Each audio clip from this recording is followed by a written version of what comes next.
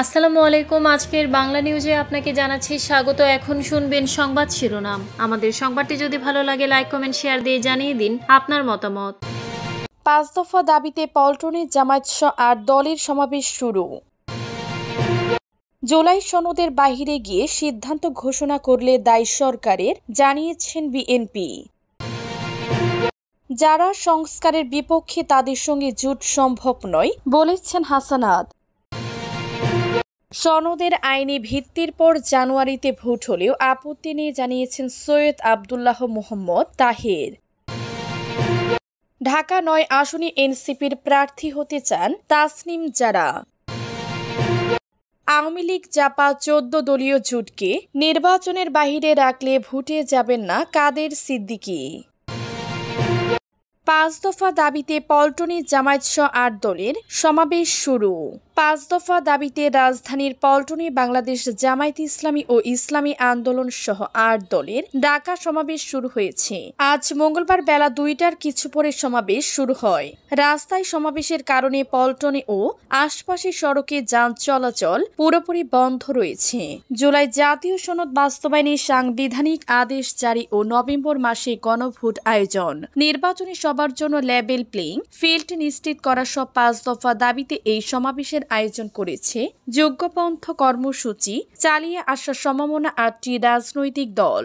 দলগুলো হলো বাংলাদেশ জামায়াতে ইসলামী, ইসলামী আন্দোলন বাংলাদেশ, বাংলাদেশ খেলাফত মজলিস নেজামে ইসলামী পার্টি, বাংলাদেশ খেলাফত আন্দোলন, বাংলাদেশ ডেভেলপমেন্ট পার্টি ও জাতীয় গণতান্ত্রিক পার্টি। জামায়াতের সহকারী সেক্রেটারি জেনারেল হামিদুর রহমান আজাদ কর্মসূচি শুরু করার ঘোষণা দেন। এর আগে সমাবেশকে কেন্দ্র করে বেলা 11টা থেকে পল্টন মোড়ে দলগুলোর নেতা কর্মীরা জড়ো হতে শুরু করেন। ইসলামী আন্দোলন বাংলাদেশের আইএফি আমির এবং চরমোনাই পীর মুফতি সৈয়দ মোহাম্মদ রেজাউল করিমের সভাপতিত্বে অনুষ্ঠিত সমাবেশে জামায়াতের আমির শফিকুর রহমান এবং 8 দলীয় জোটের অন্যান্য জ্যেষ্ঠ নেতারা বক্তব্য রাখবেন বলে জানা গেছে। জুলাই সনদের বাহিরে গিয়ে সিদ্ধান্ত ঘোষণা করলে দায়ী সরকারের, জানিয়েছেন বিএনপি বলেছে জুলাই জাতীয় সনদের বাহিরে গিয়ে সরকার কোনো সিদ্ধান্ত ঘোষণা করলে তার সব দায় সরকারের উপরই বর্তাবে। সনদে স্বাক্ষরকারী কোনো রাজনৈতিক দলের পক্ষে তখন সেই সিদ্ধান্ত মান্য করার বাধ্যবাধকতা থাকবে না। আজ মঙ্গলবার দুপুরে রাজধানীর গুলশানে বিএনপির চেয়ারপারসনের কার্যালয়ে আয়োজিত এক সংবাদ সম্মেলনে এসব কথা বলেন দলের জ্যেষ্ঠ নেতা ও জাতীয় স্থায়ী কমিটির সদস্য খন্দকার মোশাররফ হোসেন। এর আগে গতকাল সোমবার রাতে গুলশানে বিএনপির চেয়ারপারসনের কার্যালয়ে দলটির স্থায়ী কমিটির সভা অনুষ্ঠিত হয়। সভায় সভাপতিত্ব করেন বিএনপির ভারপ্রাপ্ত চেয়ারম্যান তারেক রহমান। সভার সিদ্ধান্ত জানতে দলের স্থায়ী কমিটি আজকের এই সংবাদ সম্মেলন আয়োজন করে। যারা সংস্কারের বিপক্ষে তাদের সঙ্গে জোট সম্ভব নয়, জানিয়েছেন হাসানাত। জাতীয় নাগরিক পার্টির এনসিপি দক্ষিণাঞ্চলের মুখ্য সংগঠক হাসানাত আব্দুল্লাহ বলেছেন, যারা সংস্কারের বিপক্ষে অবস্থান নিয়েছে, যারা দেশের সংস্কার কার্যক্রমকে বাধাগ্রস্ত করেছে 24-এর গণ অভ্যুত্থানে, যে কারণে মানুষ রাস্তায় নেমে এসেছিল, সেই জন আকাঙ্ক্ষার বিরুদ্ধে যারা অবস্থান নিয়েছে তাদের সঙ্গে এনসিপির জোট বা নির্বাচনী ঐক্য সম্ভব নয়। আজ মঙ্গলবার দুপুরে নারায়ণগঞ্জ শহরের বিবি রোডে জেলা ও মহানগর এনসিপির কার্যালয়ের উদ্বোধনী অনুষ্ঠানে সাংবাদিকদের প্রশ্নের জবাবে হাসানাত আব্দুল্লাহ এসব কথা বলেন।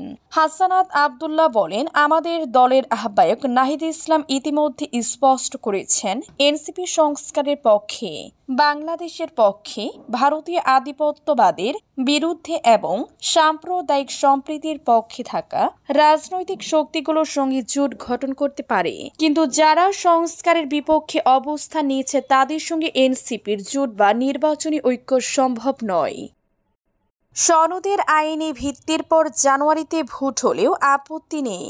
সরকার জুলাই সনদ বাস্তবায়নের দায় পুরোপুরি রাজনৈতিক দলগুলোর উপর ছেড়ে দিতে পারে না।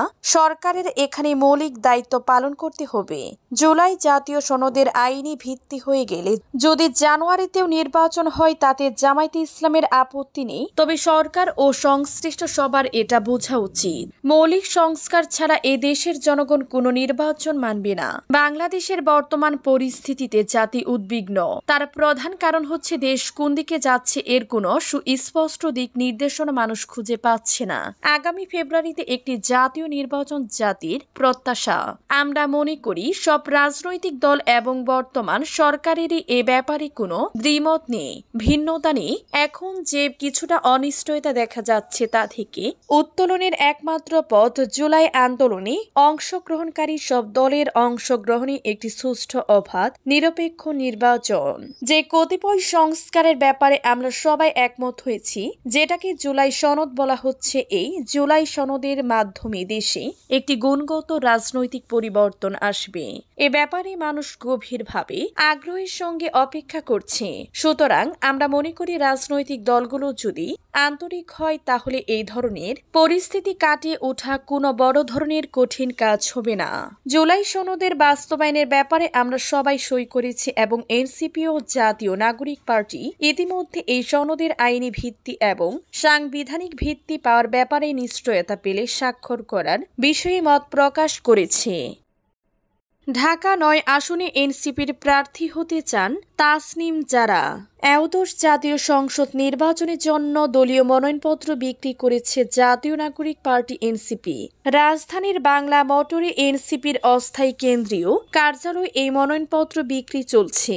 এনসিপির শীর্ষ পর্যায়ে নেতাদের বেশিরভাগই এখনও দলীয় মনোনয়নপত্র কিনেননি। তবে গতকাল সোমবার রাতে ঢাকা ৯ আসনের জন্য মনোনয়নপত্র কিনেছেন দলটির জ্যেষ্ঠযোগ্য সদস্য সচিব তাসনিম জারা। ঢাকা ৯ সংসদীয় আসনটি সবুজবাগ, খিলগাঁও, মুগদা ও মান্ডা থানা নিয়ে গঠিত। বিএনপি ঢাকার বেশিরভাগ আসনে প্রার্থী ঘোষণা করলেও এই আসন ফাঁকা রেখেছে।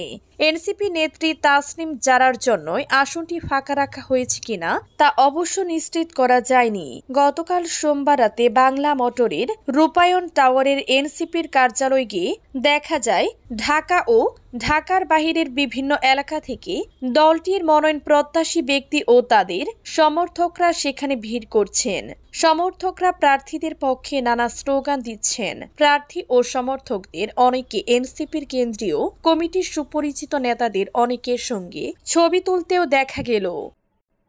আওয়ামী লীগ জাপা ১৪ দলীয় জোটকে নির্বাচনের বাহিরে রাখলে ভোটে যাবেন না কাদের সিদ্দিকী। কৃষক শ্রমিক জনতা লীগের সভাপতি বঙ্গবীর কাদের সিদ্দিকী বলেছেন, আওয়ামী লীগের ৪৩% জাতীয় পার্টির জাপা ১৪%। আমাদের আছে ৩% ভোট। যদি আওয়ামী লীগের ভোটাররা ভোট দিতে না পারে, যদি জাতীয় পার্টি ও বামপন্থী ১৪ দলীয় জোটকে নির্বাচনের বাহিরে রাখা হয়, তাহলে আমি গামছা নিয়ে ভোটে যাব না। আমরা জনগণের ভোটার অধিকার নিশ্চিত করতে চাই। শুধু বিএনপি, শুধু জামায়াত নির্বাচন করলে নির্বাচনে আসব তা হবে না। টাঙ্গাইলের সখীপুরে বহিরাতুল ইউনিয়ন কৃষক শ্রমিক জনতা লীগের দ্বিবার্ষিক সম্মেলনে গতকাল সোমবার সন্ধ্যায় প্রধান অতিথির বক্তব্যে কাদের সিদ্দিকী এসব কথা বলেন। অন্তর্বর্তী সরকারের প্রধান উপদেষ্টা অধ্যাপক মোহাম্মদ ইউনূসকে উদ্দেশ্য করে কাদের সিদ্দিকী বলেন, ইউনূস সাহেবকে অনেক বড় মানুষ ভাবছিলাম। শেখ হাসিনা যখন আপনাকে সুদখোর বলতো তখন আমি আপনার পাশে ছিলাম। আপনি ক্ষুধার ঘর বাইন্দা আসেন নাই।